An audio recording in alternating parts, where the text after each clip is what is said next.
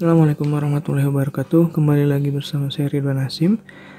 Di video ini adalah video lanjutan dari video sebelumnya ya. Bagi kawan-kawan yang sudah menyaksikan, ini adalah part kedua. Dan bagi kawan-kawan yang belum menyaksikan, bisa menonton video ini terlebih dahulu, tidak masalah. Kemudian nonton yang part 1, karena bagaimanapun juga pertanyaannya juga acak ya. Jadi tidak ada masalah. Dan bagi kawan-kawan yang belum subscribe video channel ini, tolong untuk membantu channel ini agar semakin berkembang sehingga dapat memberikan manfaat yang lebih kepada masyarakat. Jadi tolong jangan sungkan untuk mensubscribe channel ini. Oke. Kita mulai di pertanyaan nomor 21. Sebutkan tantangan pendidikan tinggi Islam. Nah, ini mungkin untuk dosen, formasi dosen. Tapi sebenarnya ini juga bisa untuk formasi yang lain kalau kita ingin menambah wawasan misalkan ya. Pertama adalah tantangan big data atau tentang akses informasi yang semakin luas, kemudian juga banyaknya data yang rawan untuk bocor gitu ya. Nah, di mana informasi banyak tersedia sekarang ini, kemudian muncul berbagai gerakan radikalisme, fitnah, ujaran kebencian, prank, kriminalitas, otoritas, kebenaran bukan lagi pada kebakaran tapi kepopuleran. Nah, tantangan pendidikan tinggi Islam ini dikemukakan oleh Dr. Askal dari Kementerian Agama ketika membuka seminar atau webinar di IAIN Syekh Nurjati dan sekaligus meresmikan gedung baru Fakultas Ilmu Tarbiyah dan Keguruan. Oke. Jadi ketika kita berbicara tentang big data, memang data yang di Indonesia ini muncul ada 4% masyarakat Indonesia yang mendukung gerakan radikalisme atau ISIS. Ya, itu dari Pew Research Center. Kemudian dari Imam Besar Masjid Istiqlal mengemukakan bahwa di Indonesia ini ada 80% situs Islam yang radikal atau menyebarkan paham radikalisme yang menolak moderat gitu ya. Sementara yang moderat hanya ada 20% saja. Nah, ini menjadi tantangan bagi pendidikan tinggi Islam. Kemudian kita juga munculnya fitnah dari banyaknya situs-situs tersebut, kemudian adanya ujaran kebencian, prank juga bagian dari itu, kriminalitas di media sosial, kriminalitas di internet. Kemudian ini yang paling menonjol, otoritas kebenaran bukan lagi pada kepakaran. Nah, ini menjadi tantangan tersendiri bagi perguruan tinggi Islam. Bagaimana kemudian orang-orang yang pakar itu kembali mendapatkan kepercayaan dari masyarakat, bukan lagi pada orang-orang yang memiliki followers banyak misalkan, karena ini akan menjadi berbahaya. Kemudian modernisasi kelembagaan, tradisi Islam harus diperkuat karena banyak dari pendidikan tinggi Islam yang bangunannya masih berupa bangunan-bangunan lama gitu ya. Kemudian peningkatan mutu kelembagaan atau akreditasi, menciptakan lulusan berkualitas, bermutu dan siap bersaing di lapangan kerja. Ini terkait juga dengan perkembangan industri saat ini ya, 4.0, kemudian sekarang juga bahkan sudah siap untuk 5.0 misalkan. Kemudian pengembangan pemikiran Islam harus tumbuh dan moderat. Bagaimana pemikiran Islam itu harus tumbuh kemudian juga harus moderat, karena tadi berkaitan dengan untuk ini menghindari berbagai ujaran kebencian, fitnah, prank dan radikalisme. 22. Sebutkan tantangan bangsa Indonesia saat ini. Ini menurut Kiai Haji Helmi Faizal Zaini. Pertama adalah radikalisme dan terorisme menguat dengan ditandai menguatnya politik identitas yang mengatasnamakan agama. Nah, ini tentu menjadi masalah. Buktinya apa? Ya sekarang Kementerian Agama sangat lantang menyuarakan tentang moderasi beragama, itu karena memang fakta di lapangan menunjukkan adanya berbagai gerakan radikalisme dan terorisme seiring keran reformasi yang terbuka lebar, kemudian menguatnya demokrasi, justru nilai-nilai ini, radikalisme dan terorisme ini semakin mudah untuk berkembang. Kemudian sosial media ini harus menjadi dakwah, karena yang seperti saya katakan tadi, 80% situs Islam ini dikatakan oleh Imam Masjid Istiqlal radikal ya. Kemudian maraknya penggunaan narkoba, 5,9 juta pengguna di Indonesia, yang itu sama dengan 50 orang meninggal akibat narkoba ini per menit kalau tidak salah. Jadi sangat luar biasa tantangan bangsa Indonesia saat ini. Dari dalam ada gerakan radikalisme, kemudian di dalam juga kita di sisi lain juga berhadapan dengan penggunaan narkoba ya. Nah ini. Kemudian kesenjangan ekonomi. Kesenjangan ekonomi sangat terasa sekali saat ini, apalagi di tengah maraknya bencana COVID. Dan kalau orang-orang NU biasanya menekankan sila kelima yang belum yang harus mendapatkan perhatian lebih karena belum dapat diimplementasikan dengan baik, keadilan sosial terutama dalam aspek hukum dan ekonomi. Kalau misalkan faktor ekonomi dan hukum ini belum bisa belum bisa diterapkan dengan baik, maka ini rawan munculnya gerakan radikalisme dan terorisme. Bagaimanapun juga, ketika orang tidak merasa dihargai, tidak merasa diperbaiki oleh negara, bahkan diabaikan oleh negara, maka mereka ini awalnya akan memusuhi dulu negara ya, akan tergiring opini-opini, kemudian akhirnya adalah mereka tumbuh benih-benih radikalisme dan terorisme itu. Nah ini yang berbahaya. Dan bagaimana pembelajaran daring yang efektif di masa COVID? Ini bisa untuk dosen dan guru. Pada intinya sebenarnya ketika pembelajaran daring di masa COVID ini, nah ini pembelajaran tidak hanya ceramah ya atau one way. Dr. Askal pernah mengingatkan bahwa saat ini pembelajaran daring di perguruan tinggi itu cenderung memindahkan ceramah ke media digital.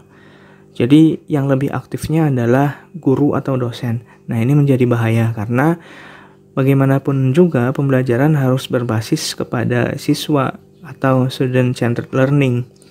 Nah jadi intinya adalah bagaimana ketika kita menjawab itu harus meyakinkan bahwa pembelajaran yang kita lakukan itu berbasis bertitik tolak pada siswa, kemudian juga berjalan dua arah, tidak satu arah, tidak hanya ceramah.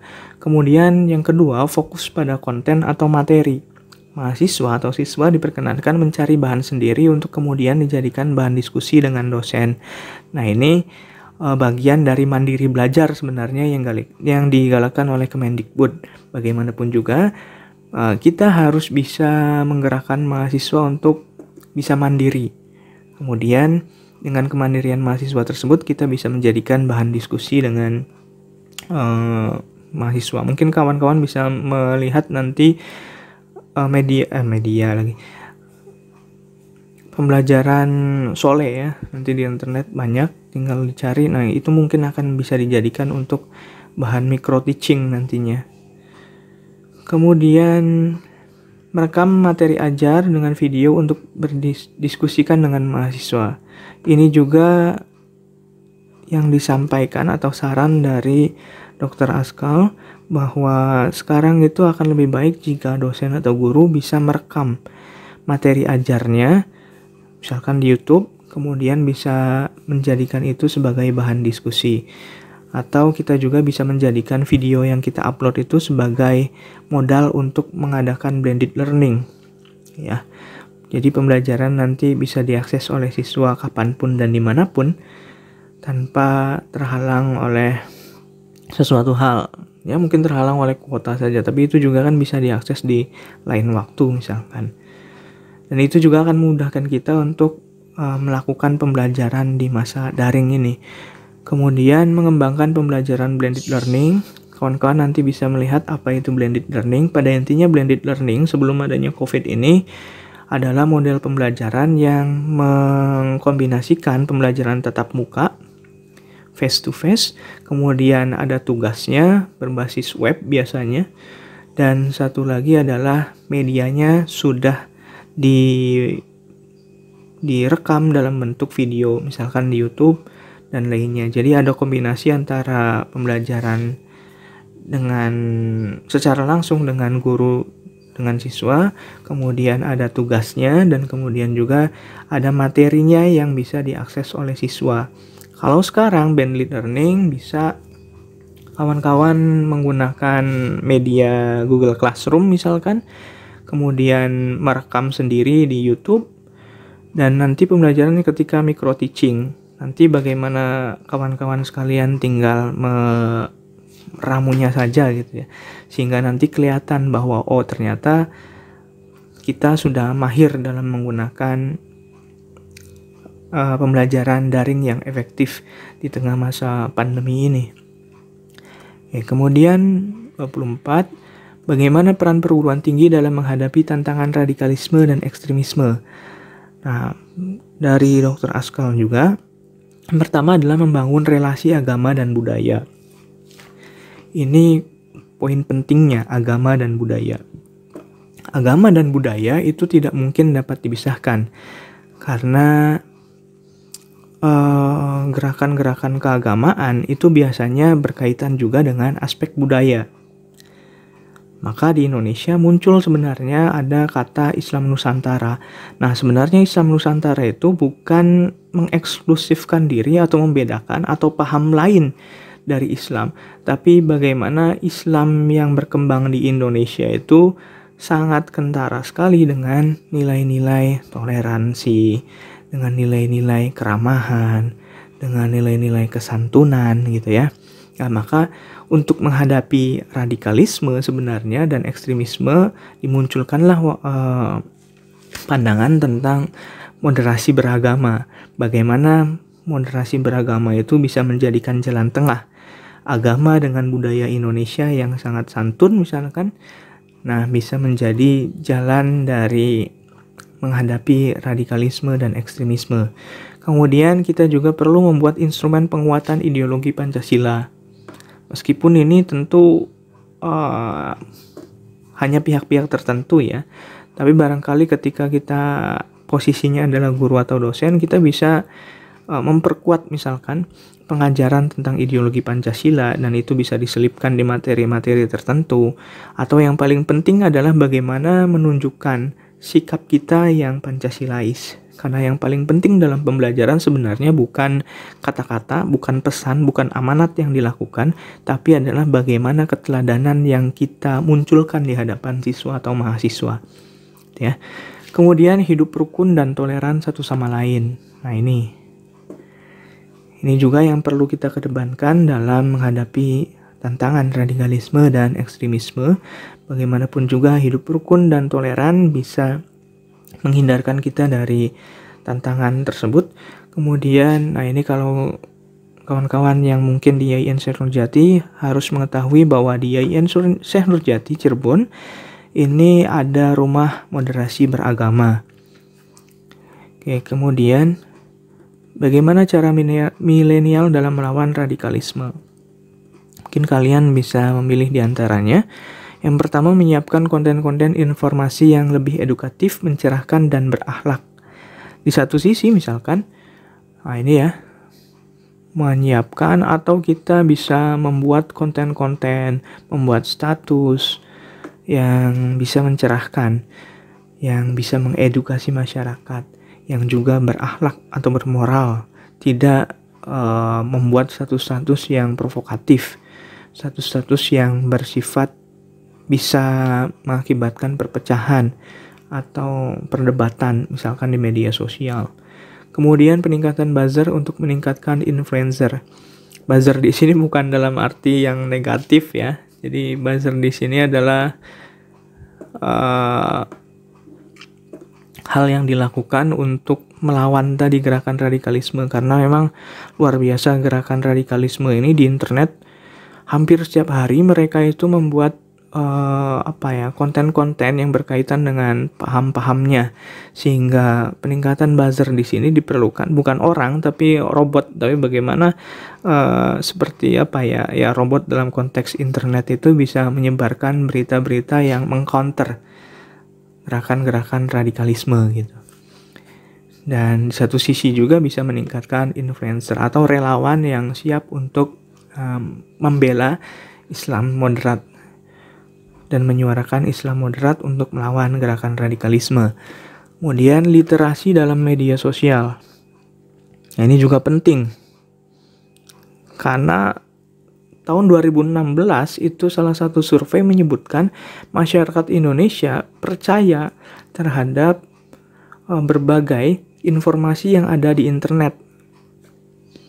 Dan kurang lebih itu ada 60% dari pengguna atau netizen di Indonesia itu percaya tanpa harus mengecek atau merecek ya informasi yang beredar di internet. Nah, ini menjadi berbahaya. Apalagi survei dari BPS tahun 2018 menyebutkan penggunaan internet di rumah tangga itu mencapai 66%. Kemudian itu juga berbanding dengan angka penggunaan internet di Indonesia itu mencapai 39,90, hampir 40%. Dan hampir setengah dari penduduk Indonesia menggunakan itu. Artinya kalau hampir setengah, ya kita ambil saja seperempat lebih penduduk Indonesia itu percaya bahwa apa yang ada di media sosial, apa yang ada di internet, itu merupakan informasi yang pasti benar. Nah, ini menjadi masalah. Maka kita perlu literasi dalam media sosial. Kemudian, sebutkan ciri-ciri gerakan radikal. Ini menurut Profesor Karomani, kalau tidak salah dari Universitas Lampung. Mohon dikoreksi bila salah. Nah, menurut Profesor Karomani, ciri-ciri radikal itu pertama adalah intoleran. Ditandai dengan tidak menghargai keragaman orang lain. Menganggap orang lain itu yang tidak sependapat dengan kita, yang tidak seagama dengan kita adalah orang yang tidak perlu dihargai. Bahkan kan ada muncul kata-kata kafir dan lain sebagainya. Bahkan kafir juga bukan hanya digunakan untuk sesama berlainan agama, tapi sesama agama. Kalangan radikalisme itu menganggap bahwa itu kafir ketika tidak sejalan, tidak menghargai keragaman. Nah, ini ciri-ciri gerakan radikal. Kemudian fanatik pada pandangan sendiri, yang lain salah. Nah, paham radikal mengatakan bahwa yang paling benar itu menganggap dirinya sendiri, bahwa kelompok lain itu salah meskipun memiliki pendapat dan dasar yang cukup kuat, bahkan lebih kuat. Nah, ini yang harus dihindari. Kemudian eksklusif. Ada kecenderungan kalangan radikal ini memisahkan diri dari kelompok masyarakat yang lain, mengeksklusifkan diri ya. Kemudian cenderung ketika diajak untuk berdialog, mereka ini menolak. Nah, ini contoh gerakan radikal. Yang terakhir adalah revolusioner, ingin merubah tatanan dengan kekerasan. Nah, ini yang tidak boleh, karena bagaimanapun juga seperti yang di video pertama, amar ma'ruf nahi mungkar itu harus didahulukan amar ma'ruf, kebaikannya, mengajaknya. Nahi mungkar dilakukan dengan cara yang tidak mungkar. Nah, ini yang harus dipahami. Jadi contoh ya gerakan radikalisme yang terakhir adalah merubah tatanan dengan kekerasan ya. Nah, ini yang tidak boleh. Oke. Kemudian bagaimana cara merubah radikalisme menjadi moderat? Ini menurut Gusmis, maka tidak lain kembali ke jati diri bangsa seperti hidup toleran. Nah, ini intinya adalah jati diri bangsa. Entah kita mau mengatakan hidup toleran, damai, rukun gitu ya, solider dan lain sebagainya. Intinya adalah bagaimana kita kembali ke jati diri bangsa Indonesia. Nilai-nilai apa sih yang ada di Indonesia yang bertolak belakang dari radikalisme, itu perlu dikuatkan. Kemudian tokoh-tokoh Islam harus mengisi ceramah dengan pencerahan kepada umat. Nah, ini ceramah yang mencerahkan kepada umat. Tidak jarang munculnya gerakan-gerakan radikalisme atau terpaparnya seseorang terhadap gerakan radikalisme itu adalah karena ceramah yang cenderung provokatif, ceramah yang keras gitu ya, ceramah yang mengakibatkan orang lain seperti terdoktrin gitu untuk misalkan melawan pemerintah, tidak sepaham dengan pemerintah. Tidak sepaham memang tidak apa-apa sejauh memang kita memiliki dasar yang cukup kuat. Tapi kalau sudah sampai pada ranah memusuhi pemerintah dan ingin menggulingkan pemerintah dengan cara-cara yang tidak konstitusional, nah itu yang tidak boleh. Kemudian harus ada kesadaran publik. Nah, kita sebagai masyarakat nih harus sadar bahwa peran dari moderasi beragama ini ada di pihak kita juga. Karena kita juga harus terlibat mengingatkan tokoh agama tadi. Ketika ada ceramah yang tidak sesuai dengan nilai-nilai moderat, maka kita juga perlu mengingatkan para tokoh agama tersebut. Oke. Dan termasuk juga di media sosial, misalkan kita harus aktif terlibat dalam wacana-wacana yang mencerdaskan. Nah ini ya, terlibat dalam wacana yang mencerdaskan masyarakat, tidak berperang dalam fitnah, tapi terus memberikan pemahaman-pemahaman kepada masyarakat. Nah itu bagian dari apa yang bisa kita lakukan untuk merubah radikalisme menjadi moderat. Dan yang terpenting ketika kita menjadi seorang pendidik, entah guru, entah dosen, yang terpenting adalah bagaimana kita mengajarkan anak-anak kita untuk bisa hidup rukun dengan sesama kawan-kawannya tanpa tanpa memperdulikan latar belakang sosial, kemudian ekonomi, fisik, gender, dan agama tentunya. Dan apa yang dimaksud dengan Islam Nusantara? Nah, Islam Nusantara bukan untuk mengubah doktrin Islam. Nah ini, bukan mengubah doktrin Islam, namun hanya mencari siasat untuk membumikan Islam dalam konteks masyarakat yang plural. Mungkin ini kalian juga, kawan-kawan juga awalnya merasa risih atau tidak sepaham dengan istilah Islam Nusantara. Tapi ketika kita menggali apa itu Islam Nusantara, maka kita akan sampai pada titik di mana kita memahami bahwa Islam Nusantara tidak lain adalah moderasi Islam itu sendiri. Tapi karena belum apa-apa menjadi perdebatan, kalau dalam perspektif saya ya, karena saya juga menulis jurnal tentang ini, maka dimunculkanlah istilah Islam moderat. Gitu. Islam moderat masih dipandang oleh kalangan radikalisme itu menyimpang, maka akhirnya Kementerian Agama lah yang menyuarakan tentang moderasi beragama. Pada intinya adalah Islam Nusantara itu bagian dari cara untuk membumikan nilai-nilai Islam yang ramah tadi sebagai counter dari radikalisme yang ada di Indonesia.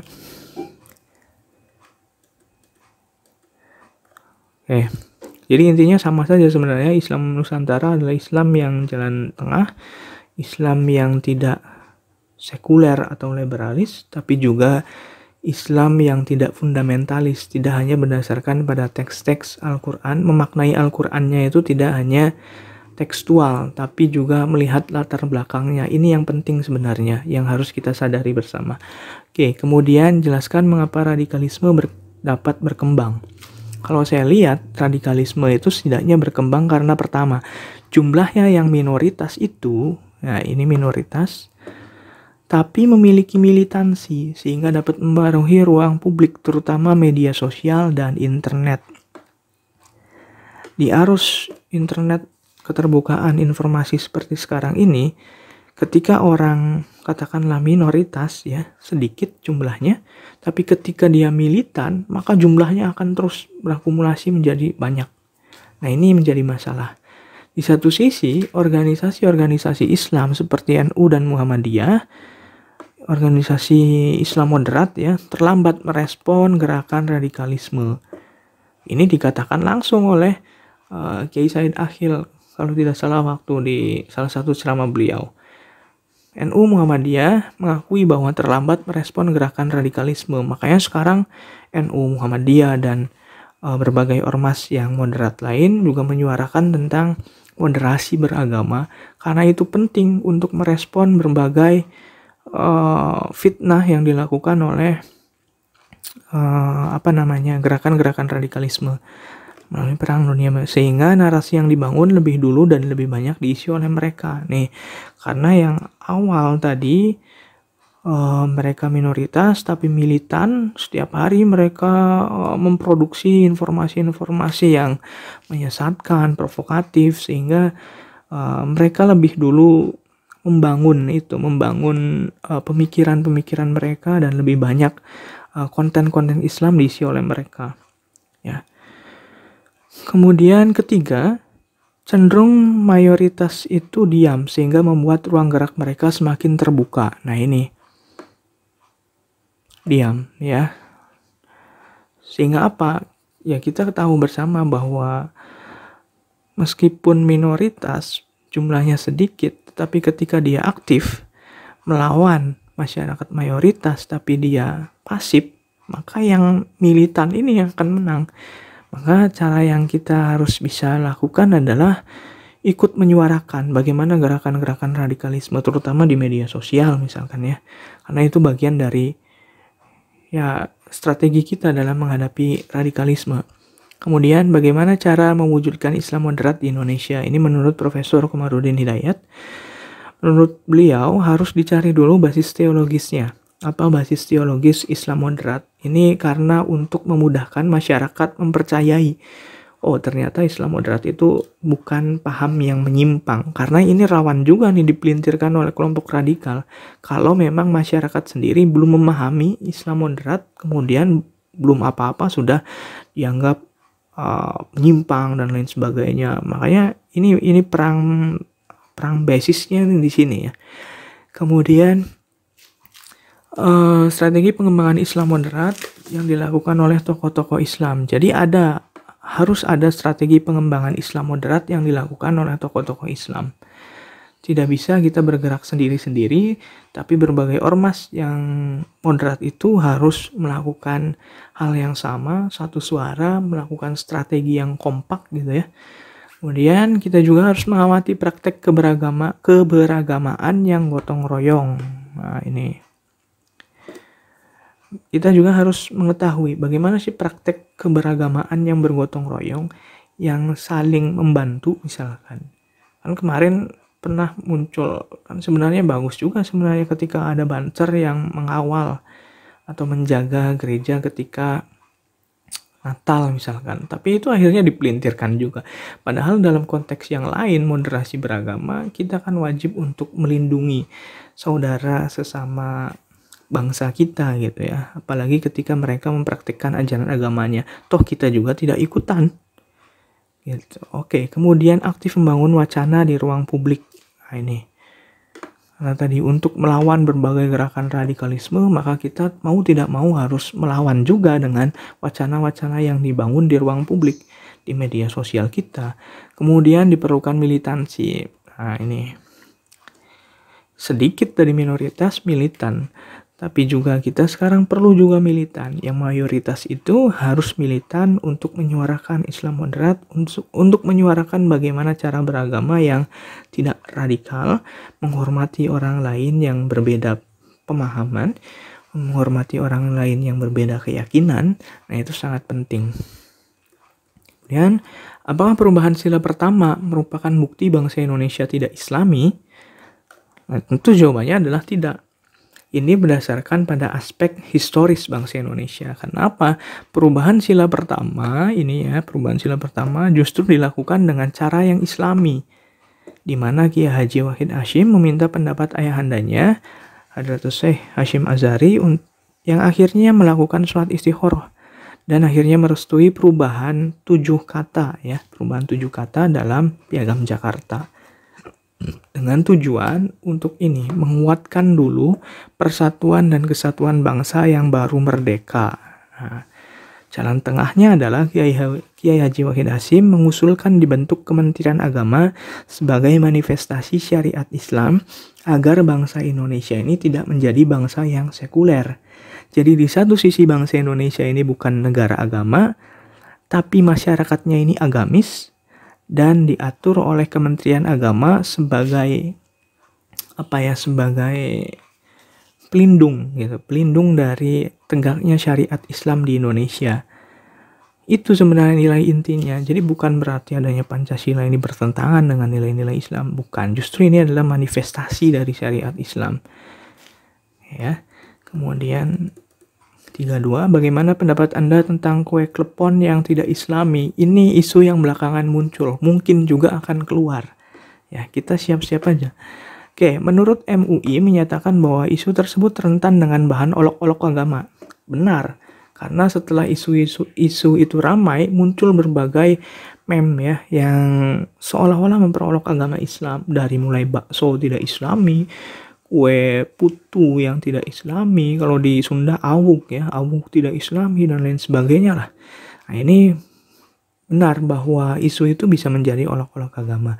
Yang kedua, sebagai umat Islam kita tidak perlu terpancing.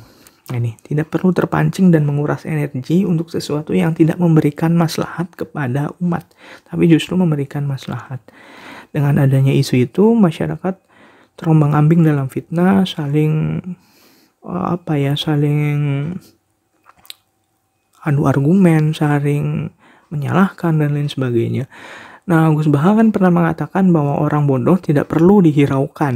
Nah, ini penting nih. Orang bodoh tidak perlu dihiraukan, karena nanti kita ikutan bodoh. Nah, ini kadang-kadang kita di media sosial kan suka terpancing juga dengan kata-kata yang sebenarnya tidak penting. Nah, maka sekarang untuk mengurangi itu, maka kita tidak perlulah saling beradu argumen ketika memang itu tidak perlu. Diam aja gitu ya. Tapi ketika kita perlu menyuarakan tentang moderasi, nah itu baru. Kemudian yang perlu diingat dalam Islam hanya ada 2 kategori makanan. Nah, ini hukumnya, baru kita berbicara hukum. Ada 2 hukum kategori makanan, haram atau halal. Itu saja, tergantung dari bahan dan cara pengolahan serta cara mendapatkannya. Oke, itu untuk menapi kue klepon tidak Islami ya. Kemudian, bagaimana pendapat Anda jika ada dosen dalam menyampaikan materi di kelas kerap kali mengkritik pemerintah? Nah, dalam Undang-Undang Nomor 14 Tahun 2005, ini juga bisa guru ya. Pasal 51 tentang hak dosen, salah satunya menyebutkan bahwa dosen memiliki hak kebebasan akademik, mimbar akademik, dan otonomi keilmuan. Namun dalam pasal 60 tentang kewajiban dosen, nah ini yang perlu digarisbawahi, kita memiliki hak tapi juga memiliki kewajiban. Disebutkan bahwa dosen berkewajiban untuk menjunjung tinggi peraturan perundang-undangan. Nah, dari sini peraturan perundang-undangan, hukum, kode etik, serta nilai-nilai agama dan etika.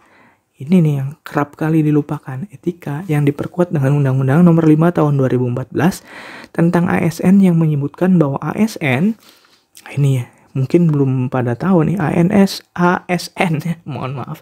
ASN wajib setia dan taat pada Pancasila, Undang-Undang Dasar Negara Kesatuan Republik Indonesia, dan pemerintahan yang sah. Nah, ini yang harus digarisbawahi. Kita harus taat pada pemerintah yang sah, meskipun banyak orang mengatakan bahwa pemerintah banyak masalah. Tapi bagaimanapun juga mereka adalah orang yang perlu kita kawal ya. Oke, jika diperlukan, kritik dapat disampaikan dengan cara-cara yang baik. Misalnya dengan menulis di media massa. Nah, jika diperlukan, jalan tengahnya ini ya, kan kritik diperlukan dengan cara yang baik, misalnya dengan menulis di media massa.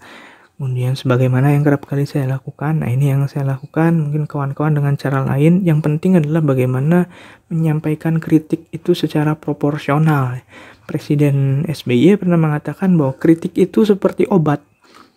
Kalau dosisnya tepat, maka bisa menyembuhkan. Tapi kalau dosisnya berlebihan, maka itu justru akan menimbulkan penyakit yang baru, bahkan mengakibatkan kematian. Nah, itu kritik. Jadi menyampaikan kritik secara langsung juga bisa, misalkan melalui surat atau justru membangun dialog dengan tokoh-tokoh tertentu. Ya, dalam hal ini adalah orang yang ingin kita sampaikan kritik. Jadi tidak dengan melakukan kata-kata yang provokatif, apalagi dengan di era keterbukaan sekarang kita bisa diancam dengan undang-undang ITE. Kemudian bagaimana cara Anda mengajar di tengah pandemi COVID-19? Tentu kalau saya dengan mengembangkan pembelajaran blended learning yang rekomendasikan dengan YouTube channel pribadi dan Google Classroom. YouTube channel ini, materi ajar direkam dan diunggah di YouTube, kemudian mahasiswa dipersilahkan untuk menyimak dan berdiskusi. Setelah itu ada pertanyaan yang disajikan di Google Classroom sesuai tema.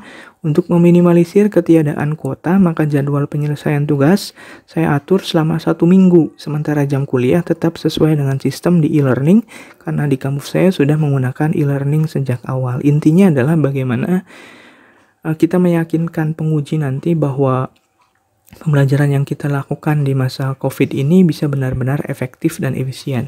Mungkin untuk kawan-kawan yang belum melakukan belum merekam apa yang ada di materi, bisa merekam dari sekarang mumpung masih ada waktu misalkan.